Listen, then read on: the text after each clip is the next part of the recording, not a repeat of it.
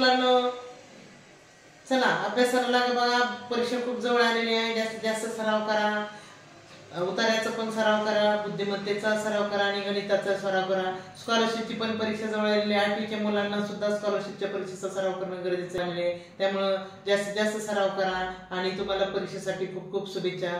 चला आजच्या व्हिडिओमध्ये आपण गणितासाठी काही उदाहरणं गणिताची घेणार आहोत. गणिताची काही उदाहरणं आपण या ठिकाणी घेणार आहोत. तर पहिलं उदाहरण बघा, 12 अधिक चौकट छेद 6 बरोबर 13.1/6 हे विधान सत्य होण्यासाठी चौकटीच्या जागी कोणता अंक असेल? बघा चौकटीच्या जागी आणि ह्याची किंमत दिलेली 13.1/6. मग आपण काय करून घेऊ, 13.1/6 च आपण साध्या पूर्णांकात रूपांतर करू. मग आपल्या लक्षात येईल. बघा 12 अधिक चौकट छेद 6 बरोबर 13.1/6. आपण काय करून घेऊ, 13.1/6 च पूर्णांक युक्त पूर्णांकाचं साध्या पूर्णांकात रूपांतर करू.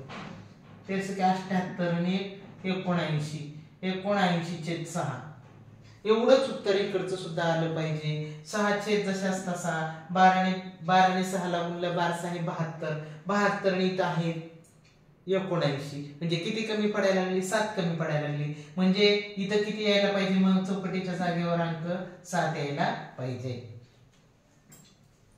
चला पुढचं उदाहरण बघा, 20 ग्राम लवंगाची एक पिशवी याप्रमाणे 1.24 किलोग्रॅम वजनाच्या लवंगाच्या किती पिशव्या होतील? बघा एका पिशवीत 20 ग्रॅम अशा या मापाच्या जर पिशव्या भरल्या तर 1.24 किलोग्रॅम म्हणजे 1 किलोग्रॅम आणि पुढचे ग्रॅम याच्यामध्ये किती पिशव्या तयार होतील हे असं म्हटलेले. मग आपण काय करून घेऊ, ग्रॅम मध्ये आपल्याला पिशव्या भरायच्यात आणि इथं जे आहे ह्याच्यामध्ये लवंगाचं वजन किती दिलेलं आहे किलोग्रॅम मध्ये, त्याचं आपण ग्रॅम मध्ये रूपांतर करून घेऊ.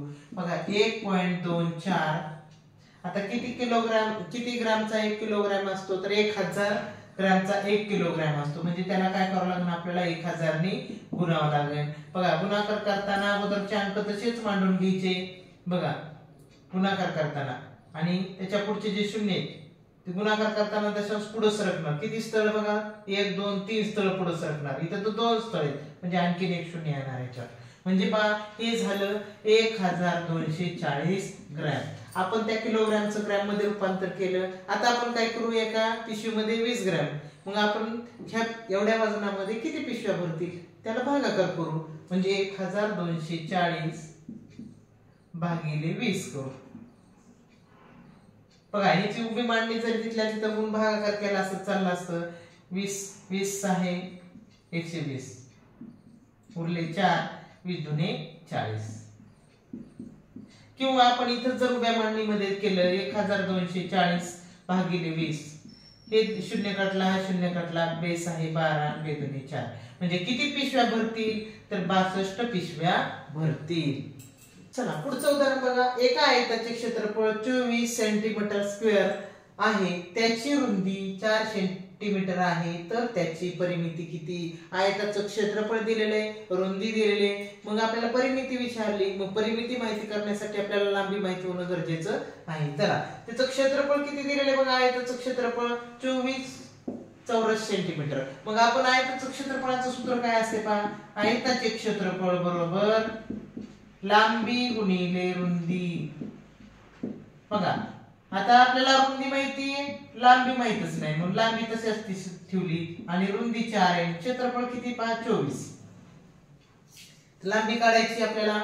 आता लांबीच्या पुढे रुंदी गुणिले 4 आहे, म्हणून अलीकडे आणून भागिले 4 करू. म्हणजे 24 भागिले 4 पुढे फक्त लांबी राहिली. बरोबर लांबी 4 आहे 24. म्हणजे लांबी किती झाली बघा, लांबी झाली 6. आता लांबी माहितीये, रुंदी माहितीये, मग आयताची परिमिती आपण काढून घेऊ. आयताच्या परिमितीचं काय सूत्र आहे बघा, आयताची परिमिती बरोबर 2 कंसात, आयताची परिमिती बरोबर 2 कंसात लांबी अधिक रुंदी. बघा 2 लांबी किती माहित झाली आपल्याला 6 अधिक 4 रुंदी म्हणजे किती आलं, 2 कंसामध्ये 10 बेरीज झाली, कंसाच्या बाहेर गुणाकाराचं चिन्ह 10 म्हणजे किती झाली 20 सेंटीमीटर. ही झाली त्या आयताची परिमिती. बघा परिमिती जर असेल तर त्याला काही चौरस घन हे असे एकक वापरायचे नाही, जे काही सेंटीमीटर मीटर असेल तेच एकक वापरायचं. चला हे उदाहरण बघा. एका ठराविक रकमेचे एका ठराविक दराने 8 वर्षाचे सरळ व्याज 2000 रुपये आहे, तर त्याच्या चौपट रकमेचे त्याच दराने 2 वर्षाचे सरळ व्याज किती होईल?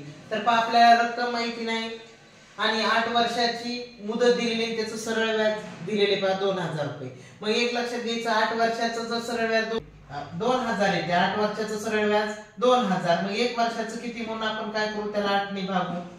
8 दुने 16 उरले 4, 8 पंचे 40 आणि 0. म्हणजे पहा 8 वर्षात म्हणजे एका वर्षाचं किती झाले 250. मग पहा तेवढेच 2 वर्षाचं किती होईल, 2 वर्षाचं एक वर्षाचं 250. तर 2 वर्षाचं किती येईल पहा, 2 वर्षाचं 250 गुणिले 2 म्हणजे किती आलं 500. 2 वर्षाचं झालं 500. आता पहा काय विचारले, रक्कम चौपट केली. आता आपल्याला रक्कम माहित नव्हती, पण चौपट रक्कम केली, 2 वर्षाचं सरळ व्याज किती विचारले. आता जर रक्कम 100 धरली, आपण 100 रुपये रक्कम धरली, रक्कम म्हणजे मुद्दल, तर धरली रक्कम म्हणजेच काय मुद्दल. जर 100 रुपये मुद्दल धरलं तर 2 वर्षाचं व्याज किती, समजा 500 रुपये. व्याज किती झालं 500. तर रक्कम काय केली बघा, चौपट केली. म्हणजे रक्कम जर 400 झाली तर 400 झाली तर व्याज सुद्धा चौपटच होणार आहे. म्हणजे 500 चे चौपट करावे लागतील. 500 गुणिले 4 म्हणजे आपल्याला 500 चे चौपट केल्यानंतर किती येणार 2000. म्हणजे पहा आपण रक्कम मुद्दल किती धरू शकता, 1000 धरू शकता आणि त्याच्या चौपट रक्कम केली म्हणजे 1000वर 500 रुपये व्याज आले. चौपट रक्कम केल्यानंतर तर त्याच्यावर येणार 2000 रुपये. पुढचं उदाहरण बघा. 50,000 रुपये सरळ व्याजाने 3 वर्षासाठी घेतले असता 10,8 दराने परत करावी लागणारी रक्कम किती? बघा 50,000 रुपये सरळ व्याजाने घेतले किती वर्षासाठी, 3 वर्षासाठी. तर आपल्याला त्याचा व्याजाचा दर पण दिलेला आहे आणि आपल्याला त्या 3 वर्षानंतर किती रक्कम परत करावी लागणार असेल. आता रक्कम म्हणल्यानंतर व्याज आणि मुद्दल हे सगळं आपल्याला परत करावं लागणार आहे. मग आपल्याला मुद्दल माहिती म्हणजे व्याज काढावं लागणार आपल्याला. व्याज काढल्यानंतर मग मुद्दल आणि व्याज म्हणजे राशी आपल्याला परत करावी लागेल. मग व्याजाचं सूत्र बघा, व्याज बरोबर म गुणिले द गुणिले क भागिले 100. म म्हणजे मुद्दल, द म्हणजे दर, क म्हणजे काळ किंवा मुदत. तर पहा आता मुद्दल किती आहे बघा, 50,000 मुद्दल आहे, गुणिले दर आहे 8, मुदत आहे 3 भागिले 100. हे 2 शून्य कटले, हे 2 शून्य कटले, सॉरी इथे 50,000 होता, हे 2 शून्य कटले म्हणजे किती राहिले बघा 500 गुणिले 8 गुणिले 3. 2 शून्य जसे असतसे 8 3 24, 24 पंचे 20, 120. एवढे काय झालं व्याज झाले. हे काय झालं व्याज. आता आपल्याला रक्कम परत करायची म्हणल्यानंतर नुसतं व्याज देऊन चालणार नाही. मुद्दल जेवढं घेतलं होतं आणि व्याज एवढं मिळून परत करावे लागतील. म्हणजे मुद्दल किती होतं 50,000 होतं प्लस 12,000 हे त्याच्यावर झालेलं व्याज. अशी टोटल रक्कम किती परत करावी लागेल, तर टोटल रक्कम 62,000 ही रक्कम परत करावी लागेल. उदाहरण बघा. 5.25 ही समान अपूर्णांक कोणता? हे दशांश अपूर्णांक आहे आणि आपल्याला व्यवहार्य अपूर्णांक याचा काढायचा आहे. पहा व्यवहार्य अपूर्णांक काढत असताना किती स्थळ दशांश आहे, 2 स्थळ. म्हणजे काय करावं लागेल, 2 स्थळ दशांश आहे म्हणून काय करू आपण, ह्याचा 2 स्थळ दशांश आहे म्हणजे खाली कितीने भागल्यानंतर 2 स्थळ दशांश येते 100 ने. म्हणून आपण ह्याला काय करू 525 भागिले 100 हे साध्या अपूर्णांकात रूपांतर झालं. कारण पहा किती स्थळ दशांश आहे 2 स्थळ म्हणजे 100 ने भागल्यानंतर 2 स्थळ दशांश येते म्हणून आपण हे असं मांडलं. आता ह्याचं जर संक्षिप्त रूप केलं तर आपण काय करू, ह्याला 25 ने भागू. 25 चौक 100, 25 दुने पर दिला, 25 दुने 50, परत उरले 2 उरले, 25 25 म्हणजे किती आलं 21/4. किंवा जर त्याचं असं जर पर्याय असेल तर ठीक आहे, नाही तर त्याचं पूर्णांक अपूर्णांकात रूपांतर करू आपण. 4 जशाच तसं